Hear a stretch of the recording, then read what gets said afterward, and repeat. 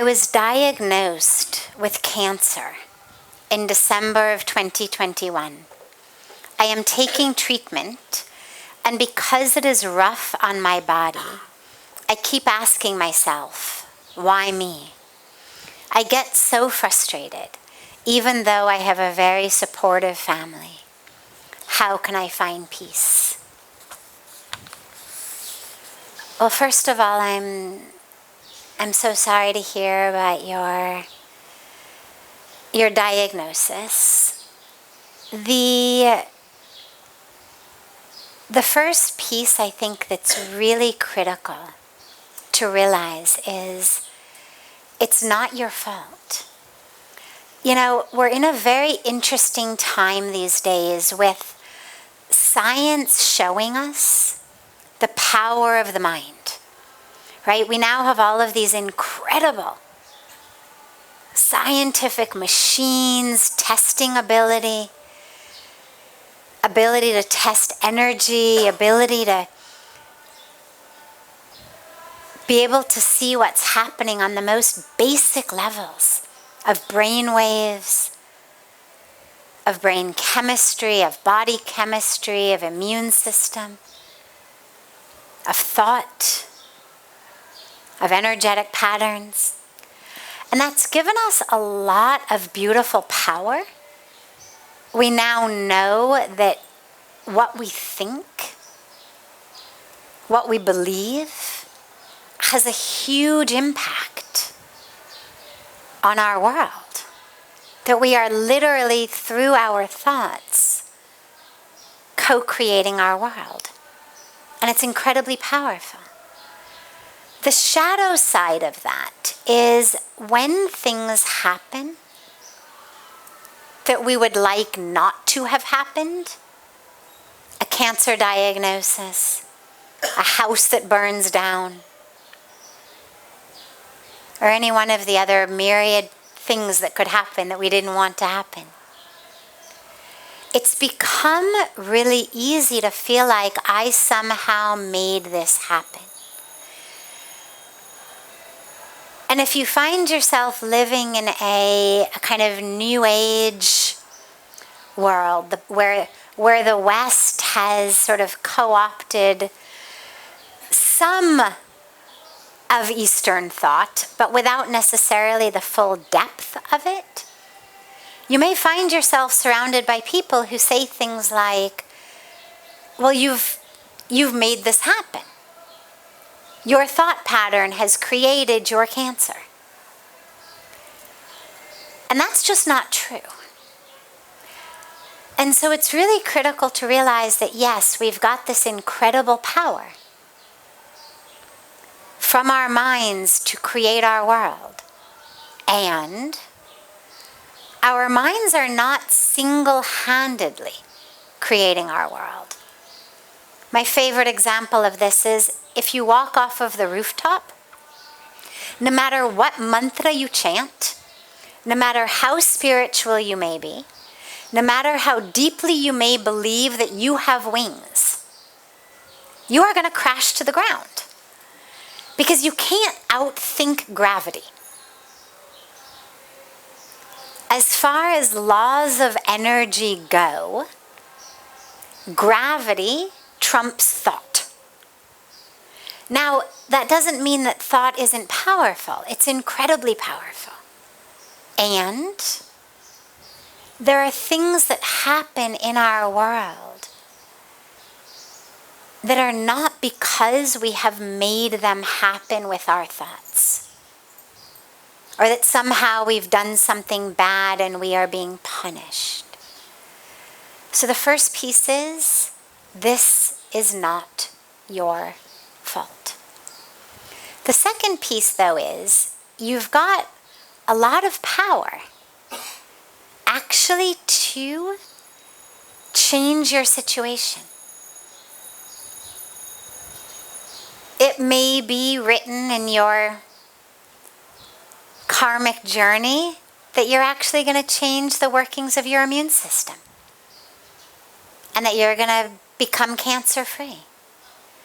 Or it may be written in your karmic journey that what you're going to change is your lack of peace with this diagnosis. And that the diagnosis will stay, but that you're going to be able to find a peace, a freedom in it, such that your world changes, even though your physical body may not. The best case scenario of a terminal illness is not always to cure it. That implies that our sole purpose of being alive on earth is to be able to string together as many days as we possibly can before we die.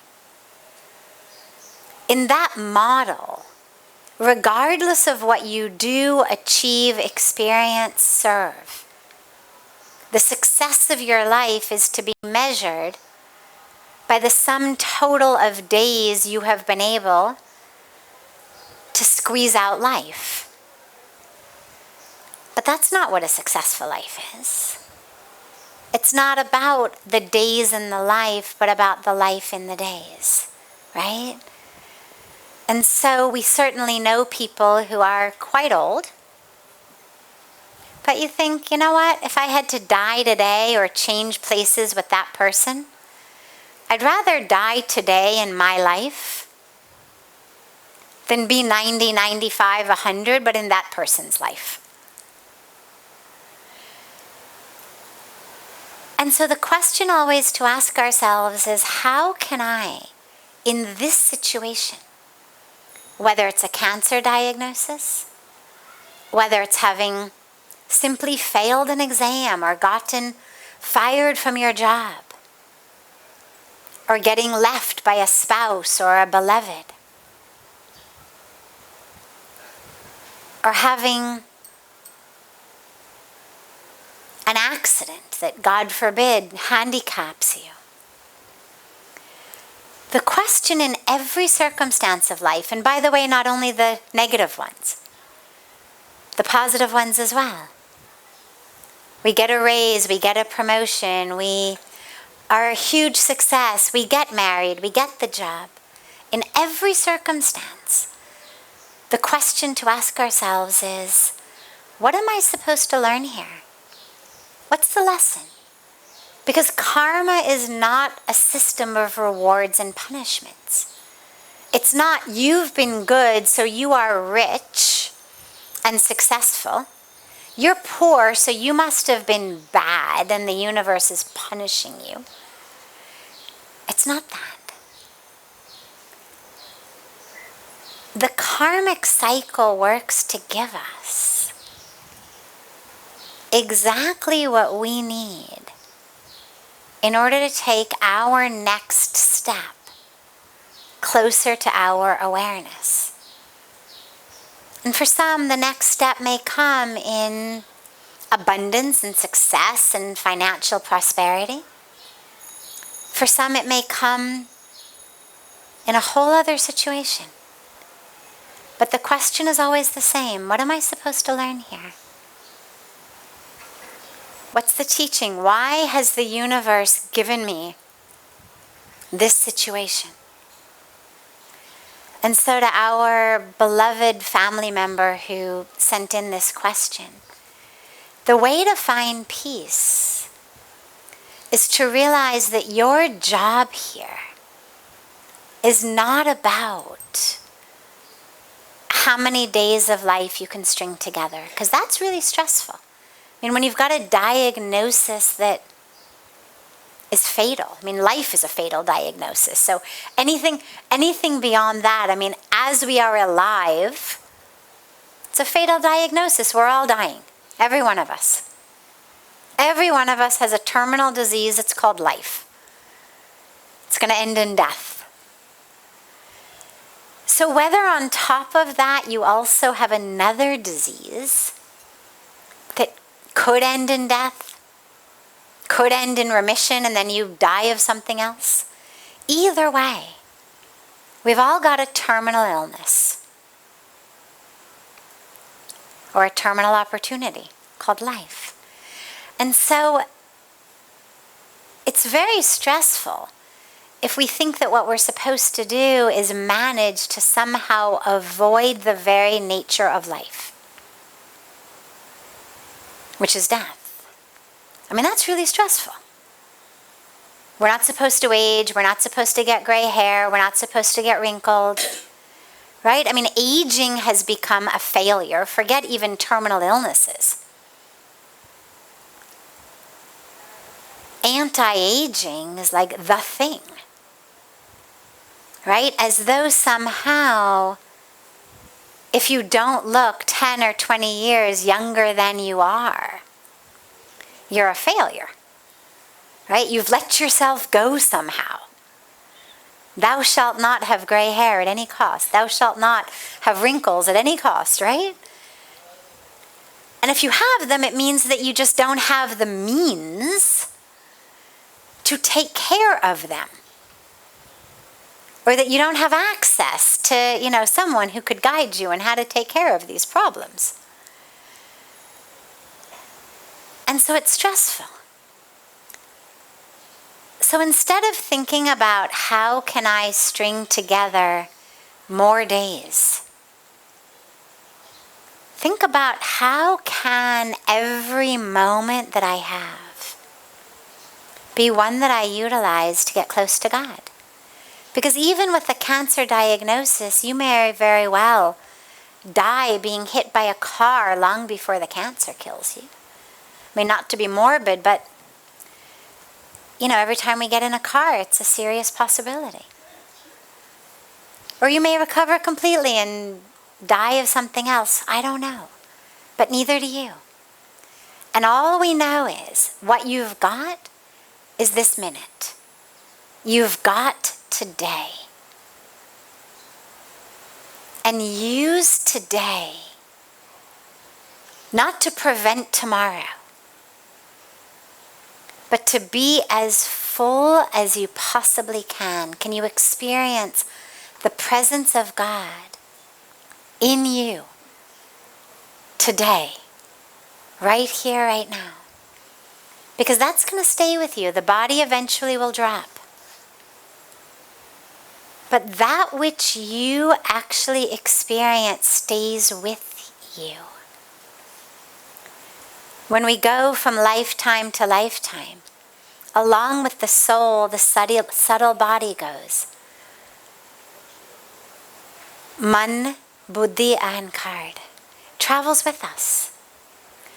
My knowledge, math problems, equations that I memorize, they don't go with me.